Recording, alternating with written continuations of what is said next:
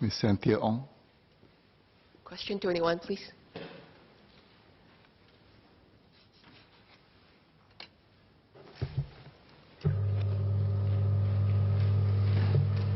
Mr. Speaker, may I have your permission to take questions 21 and 22 together? Yes, please. The International Labour Organization Convention on the Elimination of Violence and Harassment in the World of Work, also known as Convention 190, was adopted at the International Labour Conference this year after 2 years of contentious negotiations. Adoption of a convention by the ILO does not mean that all states will automatically ratify it. Among the conventions adopted since the year 2000, few have been ratified by more than 25% of the ILO member states. Singapore takes its treaty obligations seriously. We have a long-standing policy to only consider adopting or ratifying conventions which are in Singapore's interests and with which our laws and policies can fully comply. Where we have doubts, we will continue to study the terms of the convention. In the meantime, we will make improvements to our policies and measures that are aligned with the spirit of the convention if they also meet our objectives. A good example is the ILO's Occupational Safety and Health Convention, or Convention 155, which we ratified recently. Well before we did, Singapore took steps to strengthen our measures and successfully reduced workplace fatality rates. On Convention 190, while we agree with its intent, there are concerns about overreach. For example, it proposes measures such as including domestic violence in workplace risk assessments. This would expand workplace safety and health well beyond the workplace remit. Reflecting the significant concerns on a variety of issues, 1 in 3 of all eligible ILO members, which includes governments, workers and employers, voted against the convention, abstained or did not vote, 1 in 3. While Singapore voted to abstain for the convention, we voted in favour of the non-legally binding ILO recommendation accompanying the convention, as it is aligned with our commitment to eliminate workplace violence and harassment. We continue to partner the ILO to promote decent work and have put in place practical measures to eliminate workplace violence and harassment. Today, employers must already meet the tripartite guidelines on fair employment practices, which covers grievance handling. Among other things, employers are required to respond promptly to affected persons and conduct proper investigations into complaints.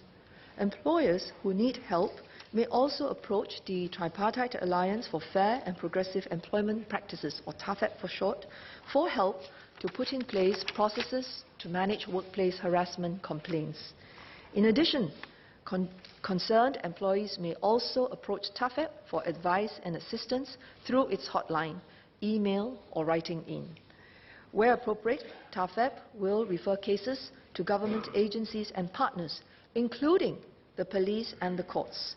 Egregious cases, such as the outrage of modesty, are punishable offences under the Penal Code or can be taken up under the Protection from Harassment Act. Ms. Teo. Thank you, Speaker. Thank you, Minister, for the comprehensive response. I have 3 supplementary questions. The first one is, I understand there are only 6 countries. I understand that ILO is made up of different tripartite members, but in terms of the states, there are only 6 states who have abstained. We are one, including countries like Russia, Kyrgyzstan, El Salvador, Malaysia and Paraguay, I think. So pardon me if I got the countries wrong. And so I would like to ask, within the Singapore delegation of tripartite partners, who were the other partners and how did they vote? How many of these tripartite partners from Singapore voted for, against or also abstained with the government? The second question is that I understand there's a concern, some concerns within the ratification or the convention that we have abstained from ratifying. What are we doing in the meantime, to get us to be more comfortable with those terms and guidelines that we're not yet comfortable for full ratification?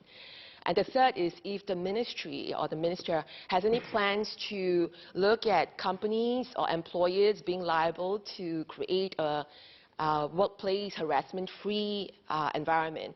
Because if companies and organizations are already liable for solvency, they are also entitled to protection against harassment in our recent POHA, then I just find it really difficult to see that they cannot be liable for making sure the workplace is free from harassment and violence. Thank you, Minister. Mr. Speaker, maybe I take the second question first. What are we doing in the meantime? As I outlined, we take practical measures. The employers are not without obligations. As I mentioned in my earlier reply, the tripartite guidelines on fair employment practices does impose certain requirements on the employers. If they do not know how to implement these obligations, we make ourselves available to help them. If their employees find that these measures that are in place are not sufficient, we're also quite happy to step in. And if there are specific instances where the employees feel that their employers did not help to resolve harassment at the workplace or even violence, we certainly will take a very serious view into rectifying this. We collect data. TAFEP receives a certain number of complaints each year that are properly filed. Very small percentage have to do with workplace harassment. This is not to trivialize the concerns of those who did file the complaints. But in general, we do not have a pervasive issue. It is quite specific to certain employers, certain types of work arrangements. Those we will follow up. I think that also addresses the third question, what are employers liable for?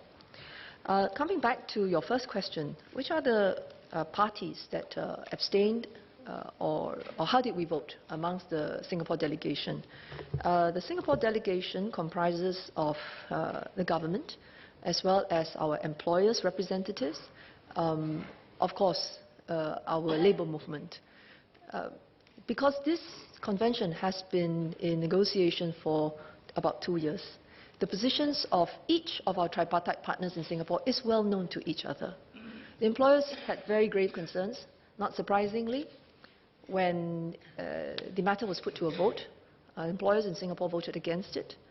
The employees' representative in Singapore, mainly, or rather, which refers to the National Trades Union Congress, voted to support in favor of the convention as a mark of solidarity for the spirit behind it, knowing full well that the government was going to vote to abstain from it. Sir Lewison. I just want to ask whether moving forward, whether MOM will consider including in the tripartite extended some guidelines on how employees can help employees who are facing domestic violence.